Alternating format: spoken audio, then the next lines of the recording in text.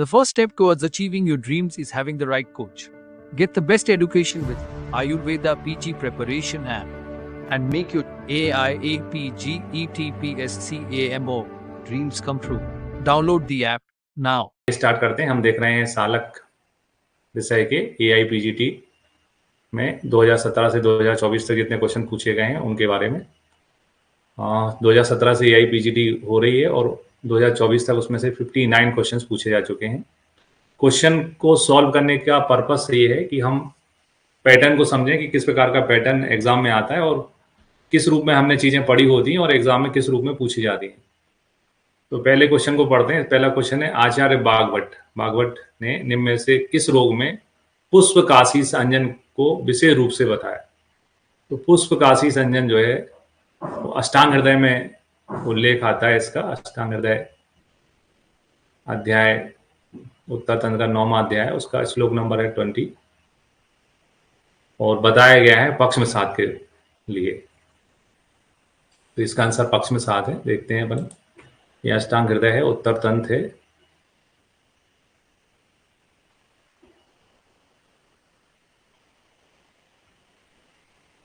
तो यहाँ बताया गया है सचूर्ण पुष्पकाशी भवेत सुरसारसई, है ना। पुष्पकाशी जो है उसको चूर्ण करके ताम्र पात्र में 10 दिन तक तुलसी के रस से भावना दें। यह अंजन जो है पक्ष में 7 में उत्तम होता है। ठीक है, इसमें पक्ष में 7 में उत्तम होता है। पहले का आंसर जो है वो पक्ष में 7 है। सेकेंड आते हैं। सेकेंड क्वेश्चन है, consider the following statement related to eye. Sclera is the outer most coat of eye ball. बिल्कुल सही है। स्क्लेरा बाहर की तरफ होती है। It forms posterior 5/6 of the outer coat of eye ball. ये भी सही है। Sclerocorneal junction is also called limbus, है ना। ये तो नोट्स में भी लिखा हुआ है, बिल्कुल सही है। Sclera is also called as vascular coat, है ना, ये गलत है। यहाँ सही आंसर है A, B और C, ये तीनों पॉइंट जो है सही हैं। ये आंसर सही है। नोट्स में अपन देखते हैं तो अपन ने यहाँ पर मेंशन कर रखा है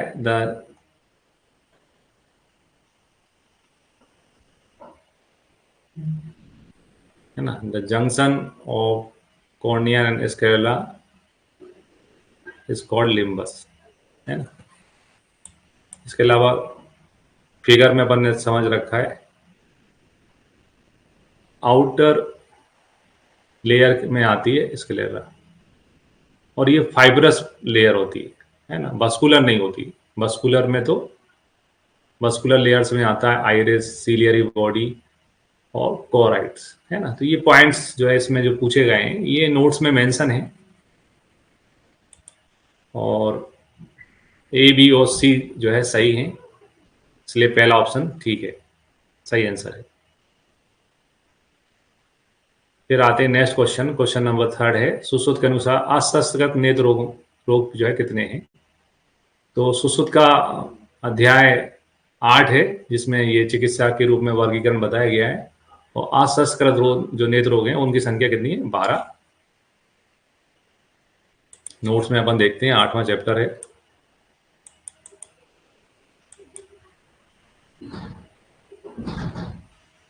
है ना, ये सुश्रुत उत्तर तंत्र का 8वां चैप्टर है और यहाँ से क्वेश्चन पूछा गया है वर्गीकरण से, असंस्कृत रोगों की संख्या कितनी है, 12।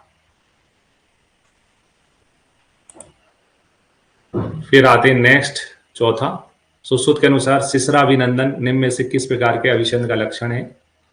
तो शिशिर चीजें अच्छी लगना, उसमें जो है जब पित्त की अधिकता होती तभी शिशिर चीजें अच्छी लगती हैं। तो इसका सही आंसर जो है वो ए है, पित्तज।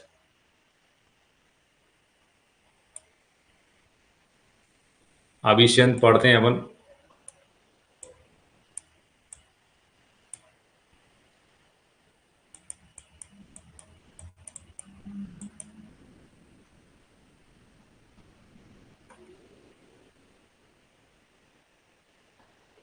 अभिसंध पढ़ते हैं अपन। तो पित्तज अभिसंध में लिखा हुआ है शिश्राभिनंदन। शीतल चीजें अच्छी लगती हैं। तो ये 4 क्वेश्चन 2024 में सालक से पूछे गए थे। अब आते हैं अपन 2023 के क्वेश्चंस में। तो यहाँ क्वेश्चन है, सुश्रुत के अनुसार स्वस्थ व्यक्ति में शिरोवस्ती धारण काल कितना होता है? तो स्वस्थ व्यक्ति में शिरोवस्ती धारण काल जो बताया गया है वो है 1000 बार मात्रा काल, है ना। नोट्स में देखते हैं अपन। तो जो सिरोरोग की चिकित्सा है वहां पर ये बताया गया है, सिरोरोग की चिकित्सा के अंतर्गत बताया गया है यहाँ, है ना।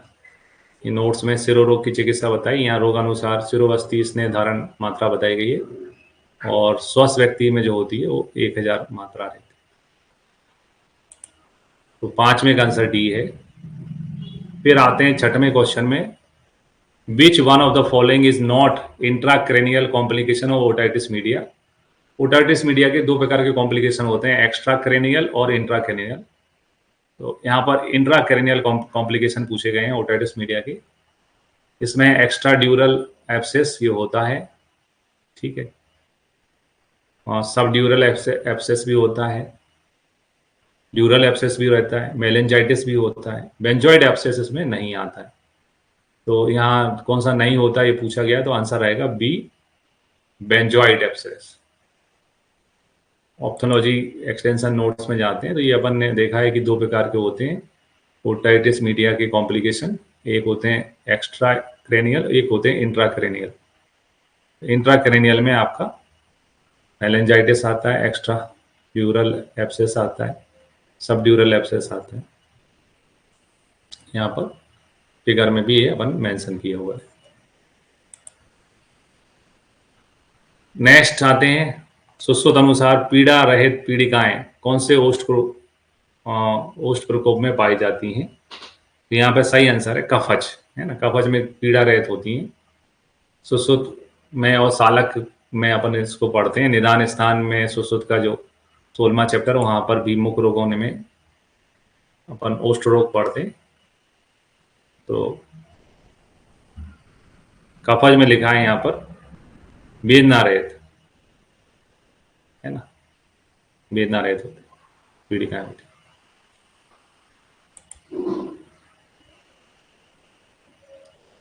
फिर आते हैं 8वें क्वेश्चन में, सुश्रुत अनुसार यदि कोई व्यक्ति शिरोवेचन के पश्चात शीत द्रव का सेवन करता है तो उसे कौन सा रोग होता है? कर्णनाद, कर्णस्राव, बाधिर, कर्णछेद। तो सही आंसर है कर्णछेद। चालाक्य के नोट्स में देखते हैं अपन कर्ण रोगों में, ये कर्ण रोगों में लाइन लिखी है कर्णछेद के बारे में कि वो बातज होता है श्रम धातु क्षय रुक्ष कसाय भोजन से विरिक्त शीत से बिना, यानी शिरोवेचन के पश्चात शीत द्रव का सेवन करने से पुरुष का वायु प्रकुपित होकर स्रोत मार्ग में स्थित होकर बांसुरी जैसी ध्वनि, जिसे हम कर्णछेद कहते हैं, उसको उत्पन्न करते हैं।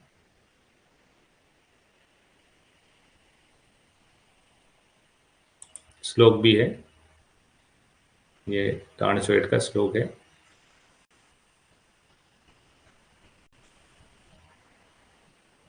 विरक्त शीर्षस्य शीत से बिना करोति ही छेड़म अतीव कर्ण्यो। अगले क्वेश्चन में बढ़ते हैं। अगला क्वेश्चन है 9वां। निम्न में 2 कथन दिए गए हैं। पहला कथन है, लेखन अंजन अपने ओज के द्वारा नेत्र वर्त में सिरा कोष के स्रोत और संघाटक मर्म में स्थित दोषों का श्रावण करता है। और सेकंड कथन है, लेखन अंजन मधुर रस को छोड़कर शेष 5 रसों से युक्त औषधियों द्वारा बनाया जाता है ना। मधुर को छोड़कर शेष 5 औषधियों द्वारा बनाया जाता है। नोट्स में देखते हैं।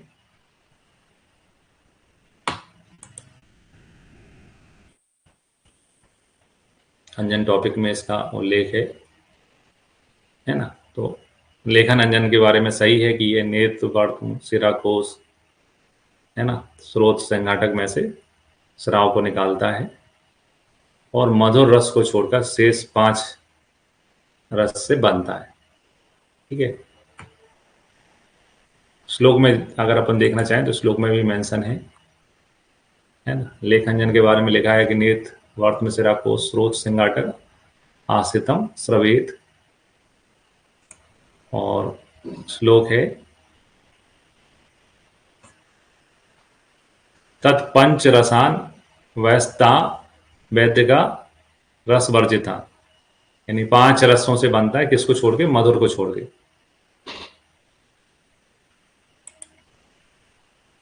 फिर आते हैं किस प्रकार के सिर में रात में वेदना देखने को मिलती है। तो यहाँ आंसर अपन टिक करना रह गया है। ये दोनों ही कथन सही हैं, तो नौवे का आंसर ए है। कथन ए और सेकंड दोनों ही कथन सही हैं। 10वां में आते हैं किस प्रकार के सिरासूल में रात्रि वेदना, है ना, सिर में जो है रात्रि में वेदना ज्यादा होती है। तो इस क्वेश्चन का आंसर है बातज। बातज में रात में वेदना ज्यादा होती है, कसकर पट्टी दान बांधने पर शांत हो जाती है। ये अपन ने नोट्स में पढ़ा हुआ है।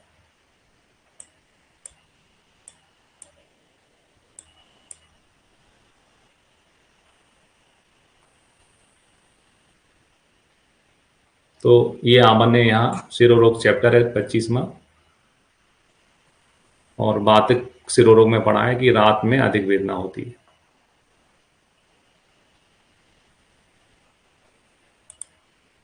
फिर आते हैं question number 11। Given below are two statement, one is labelled as assertion and other is labelled as reason. एक जो है अभिकथन है, दूसरा तर्क है। तो पहला जो अभिकथन है वो है लिटिल एरिया और Kiesselbach's plexus is the site of origin of the bleeding, है ना, पॉलिपस हिमेंजियोमा जिसे कहते हैं। तो ये बिल्कुल सही है। लिटिल एरिया नाक में रहता है, वहां से ब्लीडिंग होती है। दूसरा है द लिटिल एरिया और Kiesselbach's plexus is vascular area in the inferior part of nasal septum just below the vestibule. तो ये दोनों ही कथन सही हैं, और आर ए का सही जो है एक्सप्लेनेशन है। तो यहाँ पर 11वें का आंसर बनेगा फर्स्ट। बोथ ए और R are correct and R is the correct explanation of A, है ना। नोट्स में देखते हैं अपन इसको। तो नाक में लिटिल एरिया होता है जिसको हम कैसालवज प्लेक्सिस कहते हैं। ये लिटिल एरिया जो है, जो नेजल सेप्टम है उसके नीचे की तरफ होता है, इन्फीरियर साइड होता है, और वेस्टिब्यूल ये जो पार्ट है इसके नीचे होता है। इसलिए दोनों ही कथन सही हैं, और आर ए का सही स्पष्टीकरण है। नेक्स्ट क्वेश्चन में बढ़ते हैं। सुश्रुत अनुसार नासा पितिना में कौन से दोष दूषित होते हैं? तो सही आंसर है कफाव्रत। नासा पितिना होता है कफाव्रत उदान वायु से। नोट्स में देखते हैं अपन नासा रोग के अंतर्गत इसका वर्णन हमें पढ़ते हैं अपन। यहाँ पर ये चैप्टर है नासागत रोग विज्ञानी। नासा पितिना जो होता है वो होता है उदान वायु और कफ के कारण।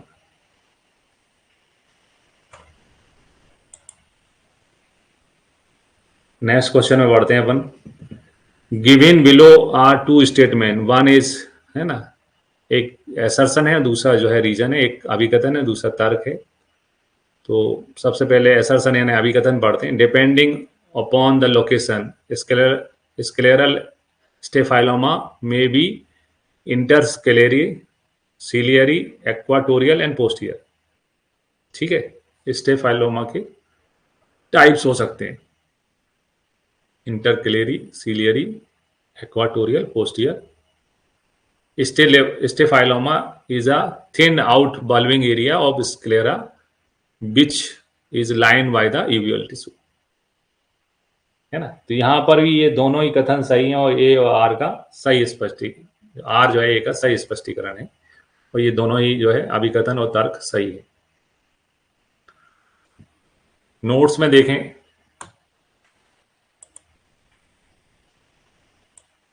तो इंपॉर्टेंट पॉइंट में अपन इसको मेंशन कर रखा है ऑप्थेल्मोलॉजी में अपन ने।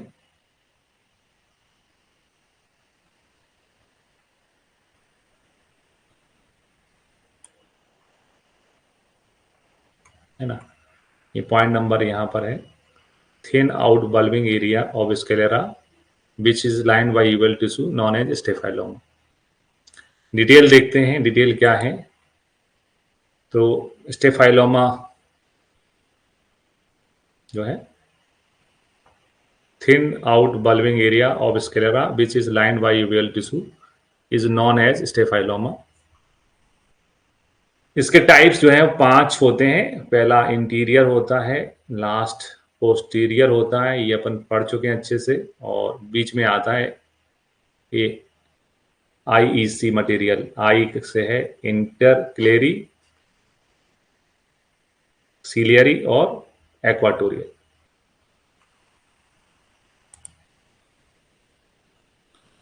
फिर आते हैं 14वें क्वेश्चन में, कूड़ित दारुण रूक्ष बर्न जो है कौन से रोग का लक्षण है।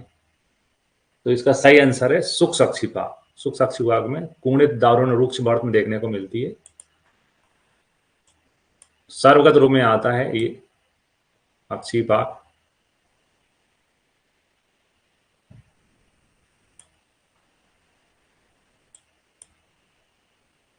सर्वगत रोग के अंतर्गत पढ़ते हैं अपन।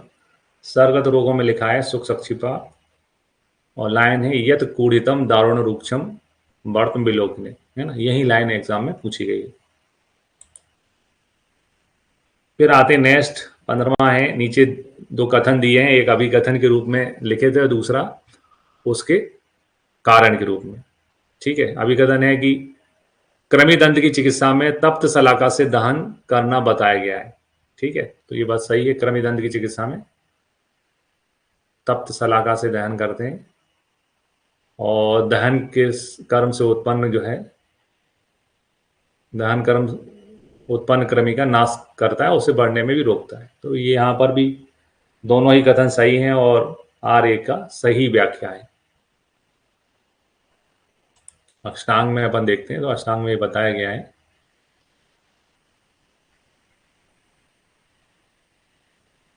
ना। कृमि दंत जो है उसकी चिकित्सा में बताया गया है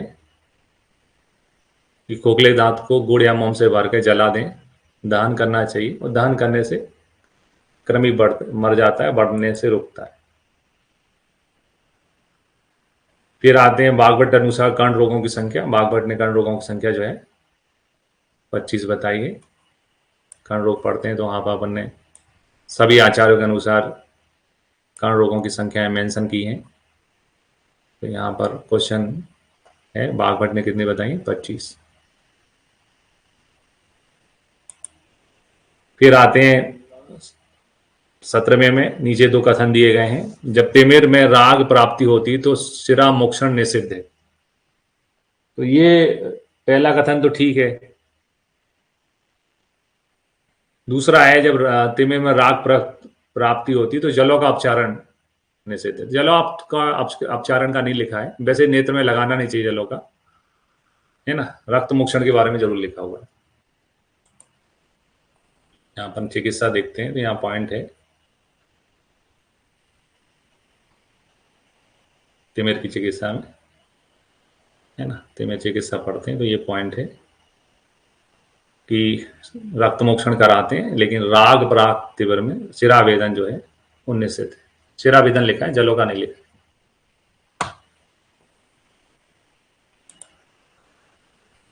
18वें क्वेश्चन में जाते हैं। 18वां क्वेश्चन है, सुश्रुत के अनुसार अभिषेक के किस प्रकार की चिकित्सा में कौम्ब सर्पी बताया गया। तो ये तो फंडे का क्वेश्चन है, मैंने आपको सुनाया बताया था। कौम्ब का मतलब होता है घड़ा, और अपन पानी का घड़ा जो है वो कौन से रंग का खरीद के लाते हैं, लाल रंग का। लाल घड़ा, लाल यानी रक्तच। जो चीज फंडे के हों वो कभी गलत होने नहीं चाहिए आपसे। ये फंडे का क्वेश्चन है ना। 18वें का आंसर है रक्तच अभिषेक। नोट्स में देखते हैं अपन। तो यहां अपन देख सकते हैं रक्तच में अपन ने जोड़ा है कौम्ब सर्पी।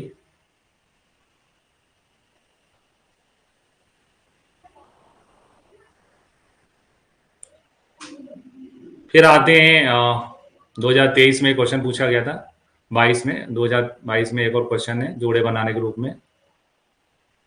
तो यहाँ पर श्लेष्म अभिसंध में बताया गया है तिक्त घृत, ठीक है। पित्त पित्त विसर्ग के समान फैलता है, पित्त अभिसंध में विसर्वत, वात अभिसंध में बस्ती, वात की चिकित्सा बस्ती, और रक्त अभिसंध में कौम्बसर्पी, है ना। लाल घड़ा अपन भूल ही नहीं सकते। तो यहाँ पर पहला ऑप्शन जो है वो सही है, पहले का तीसरा, बी का पहला, सी का दूसरा और डी का चौथा। नोट्स में अपन देखें तो यहाँ पर है ना, पित्ताभिसंध में पित्तज विसर्ग के समान चिकित्सा है ना। श्लेष्माभिसंध में रक्त तिक्त घृत पान है, और बात में जो है बस्ती है, ठीक है, बस्ती है, सिरोबस्ती है। फिर आते हैं सुश्रुत के अनुसार निम्न में से कौन सा उपक्रम 700 आसो पक्षी पाप में नहीं बताया गया है ना। तो स्नेहन बताया है, स्वेदन बताया है, सिरावेदन भी बताया, बस्ती नहीं बताया। बस्ती का कोई रोल ही नहीं है 700 आसो पक्षी पाप में, तो आंसर रहेगा बस्ती। श्लोक है सुश्रुत में, है ना, नेत्र पाक की चिकित्सा में, 700 आसो पश्च द्वि पाको यो प्राकीर्तितई स्नेहन स्वेदन पन्नस तद विद्वा सिराभिषक, मतलब स्नेहन कराते हैं, स्वेदन कराते हैं और रक्त मोक्षण करते हैं। बस्ती यहाँ पर नहीं बताया गया। फिर आते हैं 21वां क्वेश्चन है, giving below are two statement. एक है इम मेट्रोपिया जो कि नॉर्मल आइज के लिए रहता है, और यह है emmetropia. Emmetropia can be defined as a state of refraction where the parallel rays of light coming from infinity are focused at the sensitive layer of retina with accommodation being the rest, है ना। तो ये सही है। और दूसरा है ametropia can be defined as a stage of refraction where the parallel rays of light coming from infinity are focused either in front or behind the sensitive layer of retina in one or both the medians, है ना। तो ये दोनों ही कथन जो है सही है।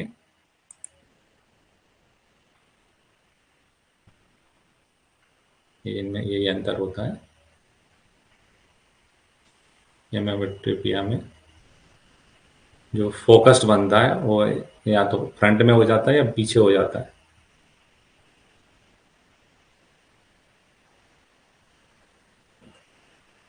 दोनों ही कथन सही है ना, ये अपन ने मेंशन कर रखा है।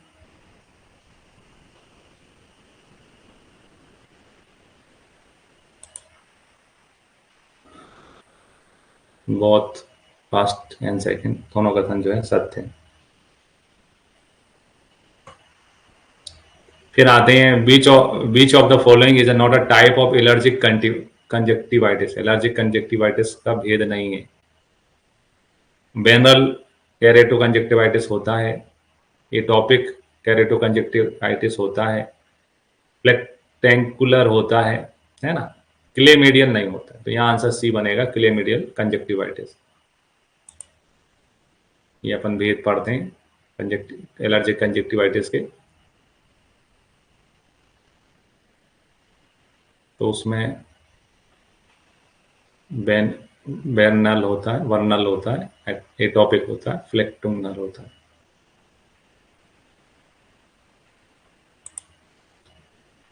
फिर आते हैं 23वां क्वेश्चन, हर्पीज के बारे में है। Herpes simplex is a DNA virus that infect only human. बिल्कुल सही है। Herpes simplex virus infection common up to 90% of population has herpes 1। ये भी सही है ना। Is seropositive for TB although most infections are subclinical. फिर अगला है herpes simplex virus infection is not commonly seen और occurs only 5 to 10% of affected, है ना। 5 से 10% ही लोगों में देखने को मिलता है।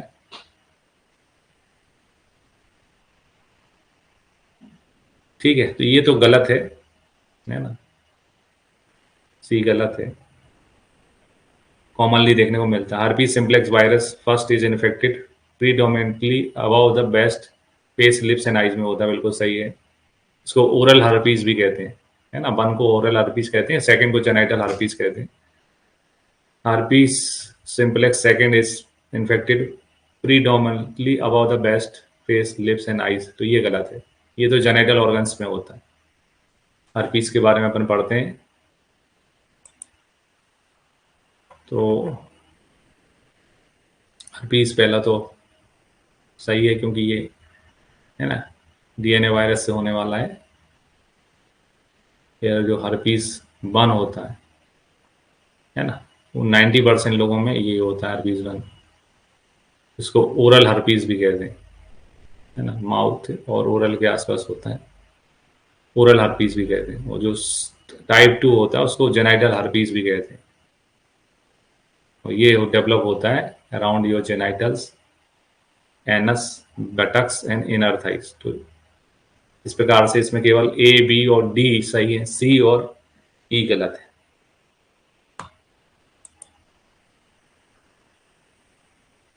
तो यहाँ पर सही ऑप्शन बनेगा, कौन से सही है, ए, बी और डी जो है गलत सही है।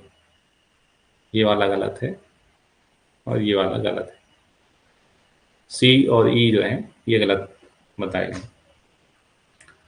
फिर आते हैं 24वां क्वेश्चन है, सुश्रुत अनुसार निम्न में से कौन सा बाधिर की चिकित्सा के संदर्भ में सही नहीं है। कर्ण शूल, कर्ण नाथ, कर्ण बाधिर और कर्ण छोड़ की चिकित्सा समान है, बिल्कुल सही है। कर्ण बाधिर में जो है पितिशय की चिकित्सा उपयोगी, सही है। बिल और गौमूत्र से साधित तेल बाधिर की चिकित्सा में बताया गया, ये भी सही है। वात व्याधि की चिकित्सा बाधिर में लाभकारी नहीं है, ये गलत है। यहाँ पर आंसर डी बनेगा, है ना। नोट्स में देखते हैं अपन।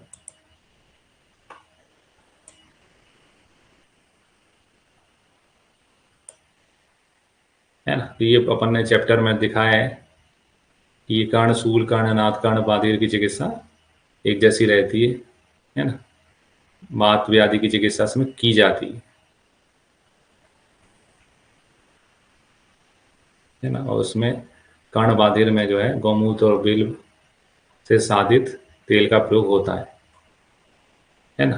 पित्तीशय की चिकित्सा और वात व्याधि दोनों की चिकित्सा कर्णशूल में करते हैं।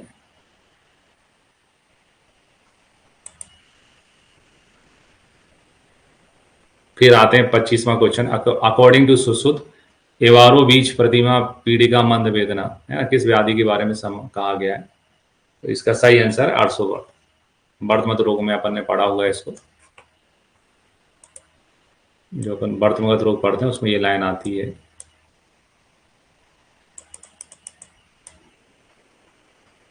वर्तमत रोग पढ़ते हैं सुश्रुत तंत्र तीसरे अध्याय में, आर्सोवर्त में लिखा है एवारो बीज प्रतिमा पीड़िका मंद वेदना। फिर आते हैं मेनियर्स डिसीज, है ना, इसके लक्षण क्या हैं। तो इसमें वर्टिगो, कंडक्टिव हेयरिंग लॉस और टेंटेनाइटिस एंड ओरल जो है एयरल फुलनेस देखने को मिलती। तो यहाँ पर पहला ही ऑप्शन जो है वो सही है, वर्टिगो या हार्ट होती है, ऐसा अपना फंडा है ना। मेन जो है इसमें मीनियर्स डिसीज जो होती है उसमें वर्टिगो, टेंटेनाइटिस, हियरिंग लॉस और feeling of fullness in year, ये सिम्टम्स होते हैं।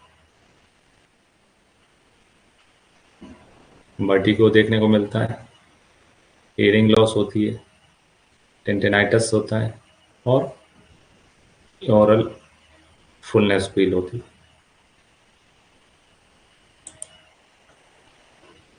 फिर आते हैं 27 में, अकॉर्डिंग टू द वाग्भट क्षार बुद्बुदो कम, है ना, प्रथु मूलम किस व्याधि के बारे में कहा है। तो क्षार बुद्बुदम के समान बताया उन्होंने, उपना, है ना, उपना आंसर है इसका। नोट्स में देखते हैं अपन, संधिगत रोग उपना। तो संधिगत रोगों में उपना पढ़ते हैं। तो वाग्भट का श्लोक है, कफेन सोप तीक्ष्ण अग्र क्षार बुद्बुद कपोकम।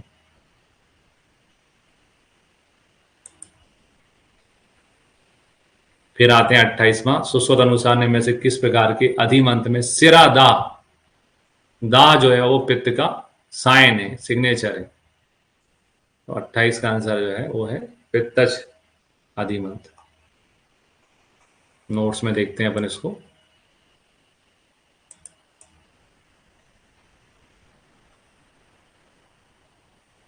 सर्वगत रोग में पढ़ते हैं। पित्तज अधिमंत में आता है सिरोधा।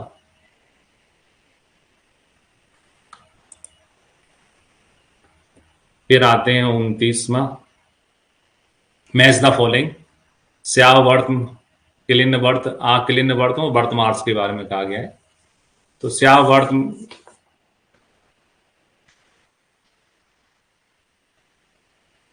होता है दाह कंडू परिक्लेदी। स्यावर्त जो है वो सन्निपातज होता है, तो इसमें सभी दोषों के लक्षण देखने को मिलते हैं।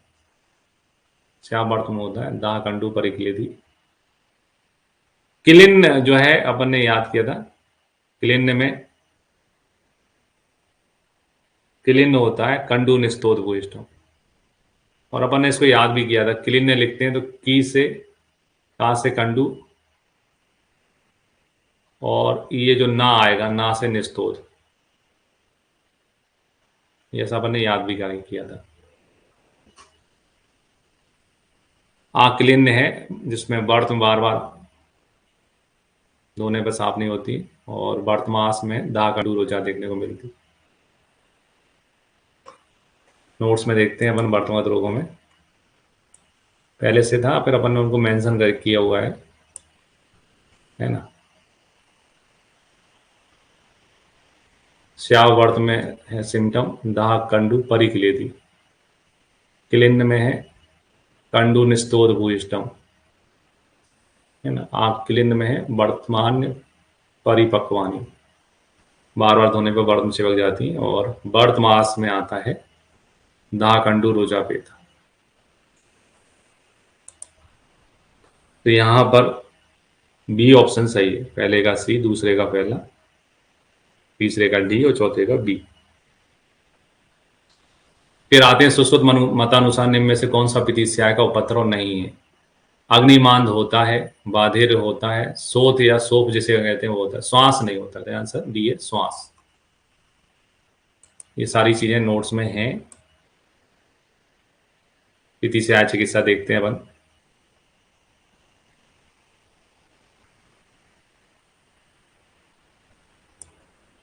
पित्तीस्याय के अंतर्गत, है ना, दुष्ट पित्तीस्याय के उपद्रव पड़ते हैं। उसमें बाधिर आता है, अग्निसाद यानी अग्निमांद आता है, सोथ यानी सोप आता है, श्वास इसमें नहीं आता। कांस आता है लेकिन श्वास, कांस जरूर होता है, श्वास नहीं होता है।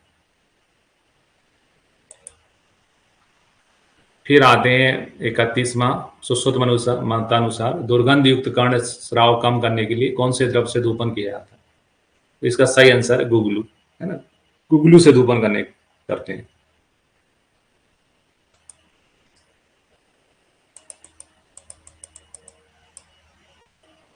कर्ण रोगों की चिकित्सा पढ़ते हैं, है ना। तो अपन कर्ण दुर्गंध में क्या क्या करते हैं, गुगलू धूपन करते हैं।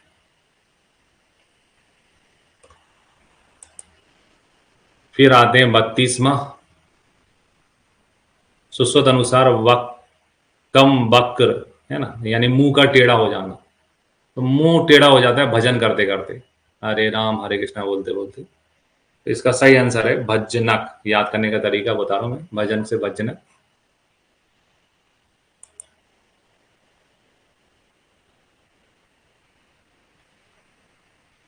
है ना, भजनक पढ़ते हैं दंतगत रोगों में। इसमें मुख टेढ़ा यानी वक्तम वक्र लक्षण देखने को मिलता है।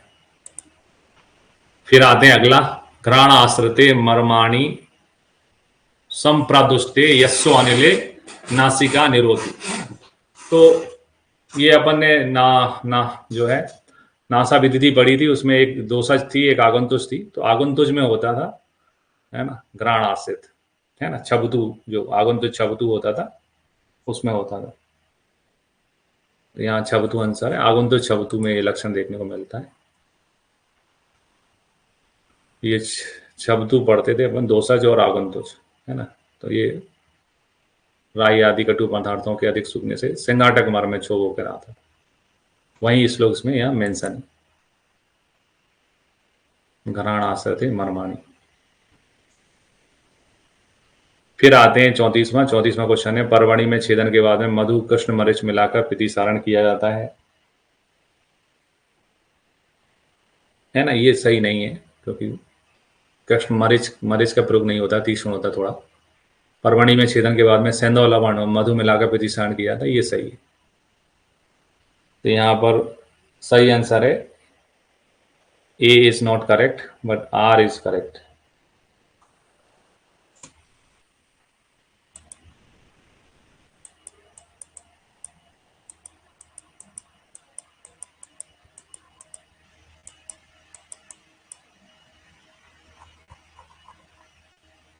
है ना, परमणि के बच जाने पर उसमें सेंधा और छौथ से प्रतिसारण करें।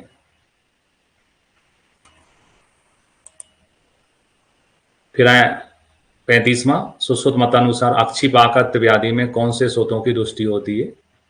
तो अक्षिपाकत्व जो है वो त्रिदोषज होता है ना। वर्गीकरण अपन ने पढ़ा हुआ है, अक्षिपाकत्व में आता है, त्रिदोषज में आता है।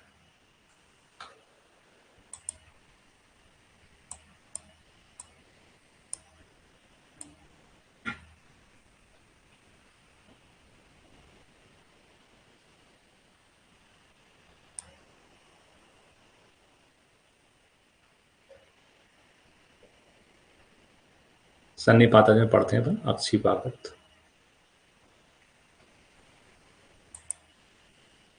अगले क्वेश्चन में आते हैं, सॉफ्ट कॉन्टैक्ट लेंसेज जो है वो कैसे बने होते हैं। गिलास से, हाइड्रोक्सी इथाइल मेथाक्रिलेट, हेमा, है ना। ये बिल्कुल सही है, Hema.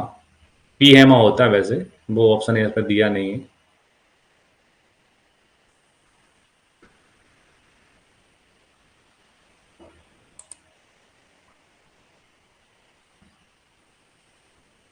Hydroxy methyl methacrylate, Hema.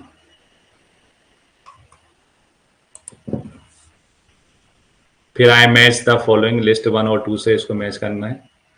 Type 1 जो है वो नॉर्मल होता है ना। ये अपन पढ़ते हैं तो अपन को पता है कि टाइप 1 क्या होता है, नॉर्मल होता है। पहले का जो है चौथा है, पहले का चौथा एक ही में, तो आपका कम ज्ञान से भी क्वेश्चन सही हो जाएगा। पहले का चौथा है, बी का तीसरा है,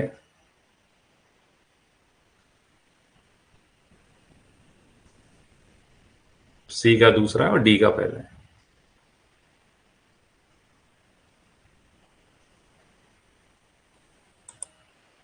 पढ़े हुए अपन ने ये।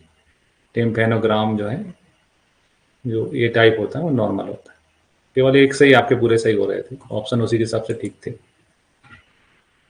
फिर आए छेदरेत मंडल अग्रेन जीभे ऊपरी तो संस्तम, कौन से तालु रोग में बढ़ने थे।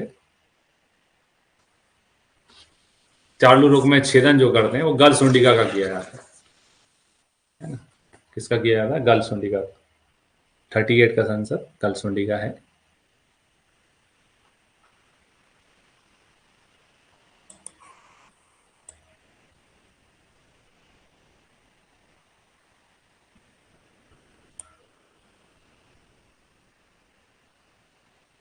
है ना, गल सुंडिका में अपन मंडलाक से पकड़ के छेदन करते हैं।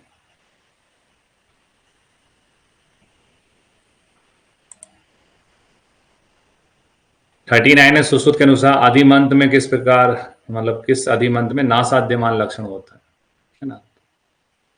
नासाध्यमान जो है वो कफच आदिमंत में देखने को मिलता है। सी आंसर सही है 39 का।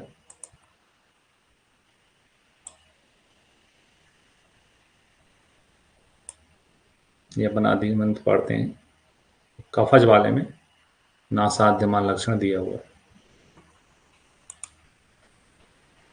फिर आते हैं 40वां, है ना, स्वस्थ व्यक्ति में तर्पण, है ना, बाक मात्रा तक किया जाता है। यहाँ सही आंसर है 500। तर्पण जो है 500। क्रियाकाल में पढ़ते हैं अपन,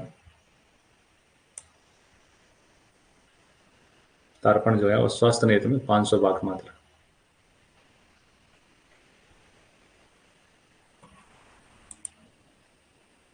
नेक्स्ट है, सुश्रुत अनुसार अंजन नामिका की चिकित्सा में कौन सा खूब कम निर्दिष्ट है। तो अंजन नामिका जो है वो भेदन में आती है। लॉक बिस करके अपना फॉर्मूला था, है ना, लगन उपना अंजन नामिका क्रमिक ग्रंथि बिस्वर्थ लॉग बिस। तो 41 का आंसर जो है वो सी है। सालक के अंतर्गत अपन पढ़ते हैं वर्गीकरण में, 8वां चैप्टर है ये। तो भेदन कराया जाता है अंजन नामिका। फिर आते हैं सिरो विरेचन के पश्चात तुरंत शीतल द्रव पदार्थों का सेवन करने से कौन सी व्याधि होती है। तो कुछ कुछ क्वेश्चन रिपीट होते हैं, ये आगे चल के 2023 में रिपीट हो चुका है, 2024 में रिपीट हुआ, 2024 में रिपीट हुआ, है ना। कर्णस्वेद होता है 42 में, आंसर कर्णस्वेद है।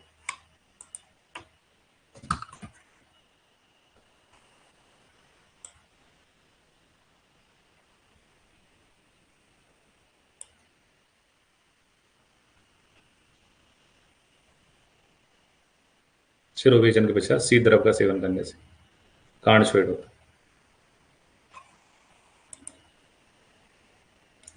फिर आते हैं 43 क्वेश्चन।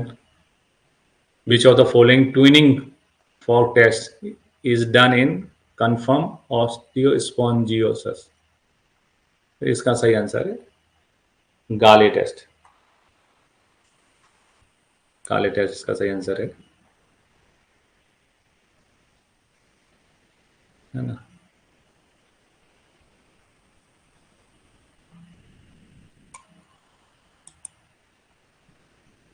फिर आते हैं निम्न में से कौन से नेत्र रोग में रुग्ण को सारी चीजें मोर पंख के सदस्य नील वर्ण की दिखाई देती हैं। मोर पंख को बोलते हैं सिखी बर्च। तो पित्तज में दिखाई देती हैं सारी चीजें।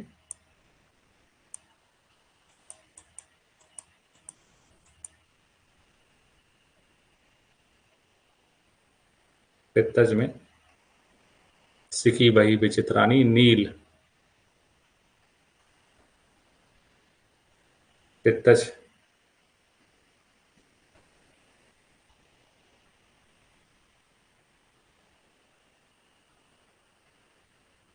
पित्तज तिमर का है। फिर आओ बाधिर अन्यथा, है ना, ये किसके उपद्रव हैं। तो ये अब देखो इसी क्वेश्चन आगे जाके रिपीट हुआ है, उसमें बाधिर अग्नि साध और सोप पूछा था और उसमें श्वास नहीं होता था, ठीक है। तीसरे आगे उपद्रव है 45 का आंसर डी।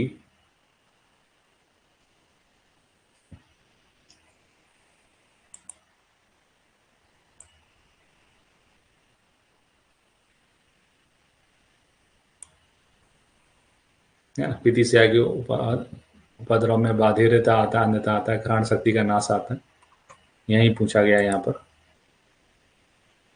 फिर आओ क्वेश्चन नंबर 46। एक 15 वर्षीय रोगी बहिरंग विभाग में यानी ओपीडी में आता है with mild pain on throat, गले में थ्रोट में पेन है। On examination of throat there is a पिक्चिला हार्ट स्वेलिंग लाइक कपास फल, है ना, कपास फल के समान सूजन होती है, मंद रोजा और कठोर। तो कपास फल के समान क्या होती है, टुंडी केरी होती है। तो यहाँ आंसर जो है 46 का आंसर बी है, टुंडी केरी। तालुगत रोग पढ़ते हैं। तो तालुगत रोगों में बाघभट्ट ने बताया कि वन कपास के समान शोथ होता है।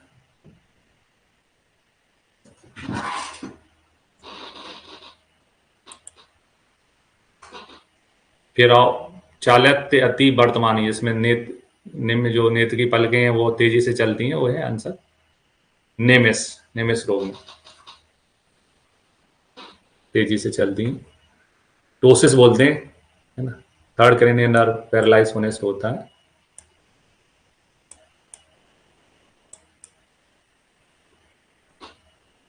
नेमिस का है चालत्य वर्तमान। फिर आते हैं क्वेश्चन नंबर 48 में।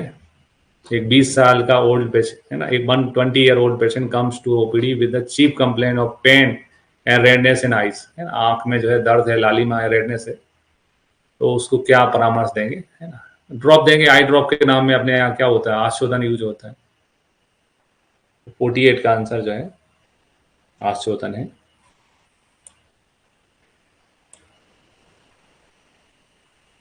क्रियाकल्प में अपन आशोधन पढ़ते हैं।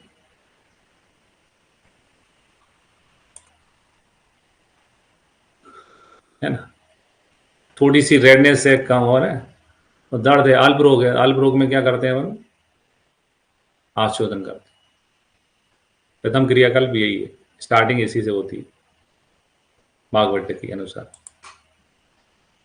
फिर आते हैं अमेरिकन ऑप्टोमेट्रिक एसोसिएशन के अनुसार मायोपिया में लो मायोपिया किसे कहते हैं, तो इसका सही आंसर है लेस देन 3 डायोप्टर। है ना, 3 प्रकार का होता है, लो, मॉडरेट और हाई। 3 प्रकार का होता है, लो, मॉडरेट, हाई। लो मायोपिया बोलते हैं अपन लेस देन 3, मॉडरेट बोलते हैं 3 से 6 के बीच में, और हाई बोलते हैं मोर देन 6।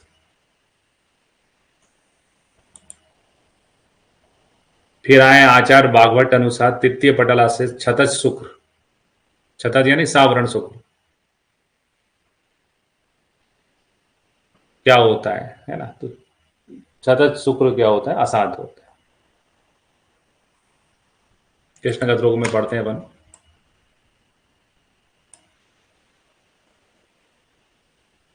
ये भागवत के अनुसार छतज शुक्र बताया उन्होंने, सावरण को छतज शुक्र बोला है, और तीसरे पटल का जो है वो असाध्य होता है।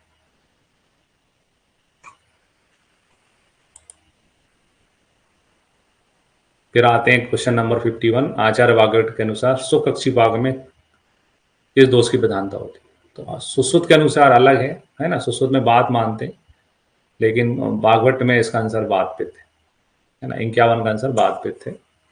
भागवत के श्लोक देख लेते हैं।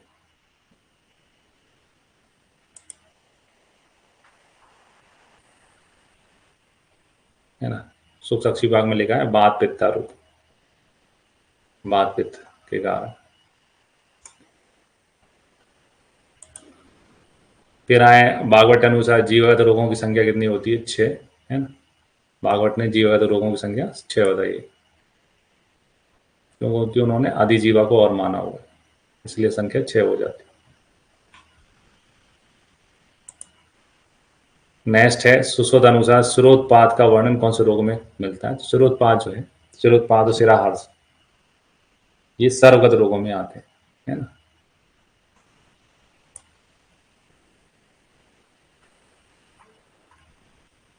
सर्वगत रोग में आता है सिरोत्पाद। फिर आए which of the following is not a refractive error, myopia होता है, हाइपरमाइट्रोपिया होता है, एस्टिगमेटिज्म होता है, प्रेस बायोपिया वृद्धावस्था जन्य होता है, इसको नहीं मानते। है ना, रिफ्रैक्टिव एरर में मायोपिया आता है, हाइपरमेट्रोपिया आता है, और एस्टिगमेटिज्म आता है।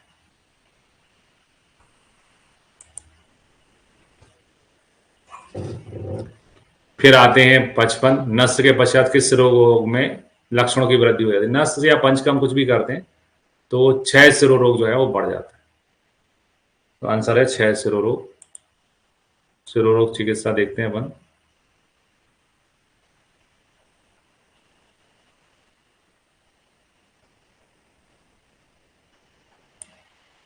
तो 6 में क्या लिखा है कि ये स्वेदन, बमन, धूमपान, नस, रक्तमोक्षण से बढ़ता है।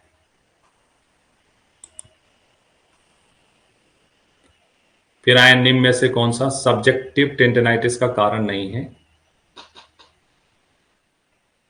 है ना, इम्पैक्टेड वैक्स कारण होता है, कोरोनिक ओटाइटिस मीडिया भी कारण होता है, हाइपरटेंशन भी कारण होता है, पॉलुटोस यूस्टेशन ट्यूब ये कारण नहीं होता।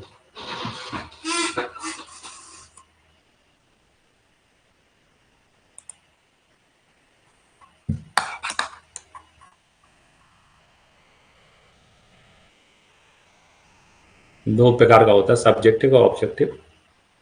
सब्जेक्टिव में क्या है,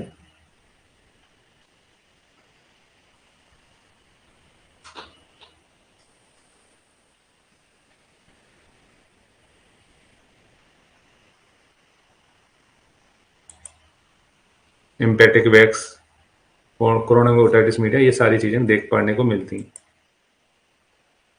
वैक्स है,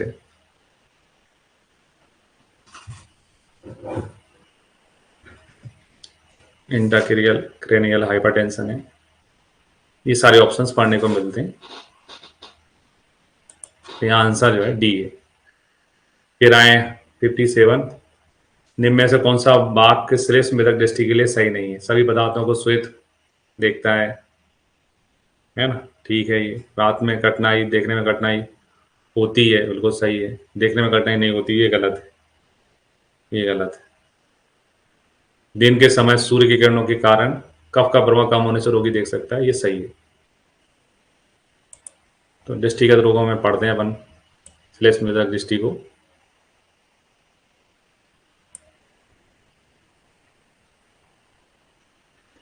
तो श्लेष्म मृतक दृष्टि में लिखा है कि सभी पदार्थ श्वेत वर्ण के देखता है। दिन के समय कफ के अल्पाभाव के कारण दिन में देख पाता है, रात में बिल्कुल नहीं देख पाता है। सुश्रुत के अनुसार दृष्टि का प्रमाण होता है कृष्ण मंडल का 1/7 भाग। 58 का आंसर ये है। ये तो सारी पढ़ते हैं अपन स्टार्टिंग में।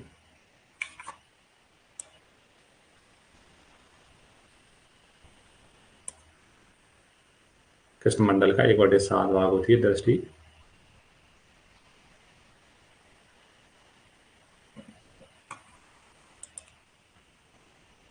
है मुख लेप, दो सग्न मुख लेप का प्रमाण कितना होता है? तो लेप, दो सग्न लेप का होता है 1/4, है ना। वैसे सच में पढ़ते हैं, बाकी मुख लेप चूंकि बिडालक इनका प्रमाण मुख लेप के बराबर होता है, इसलिए तो यहाँ पर यह क्वेश्चन आया हुआ है। मुख लेप जो है दो सग्न होते हैं 1/4, विसग्न होता है 1/3 और वर्णकर होते हैं 1/2। तो 1/4 ऑप्शन सही है, ठीक है। तो ये थे चाणक्य के क्वेश्चंस। अगर आपको हमारा वीडियो पसंद आया तो इसे लाइक करें और हमारे चैनल को सब्सक्राइब करें। वीडियो को अंत तक देखने के लिए आपका बहुत बहुत धन्यवाद।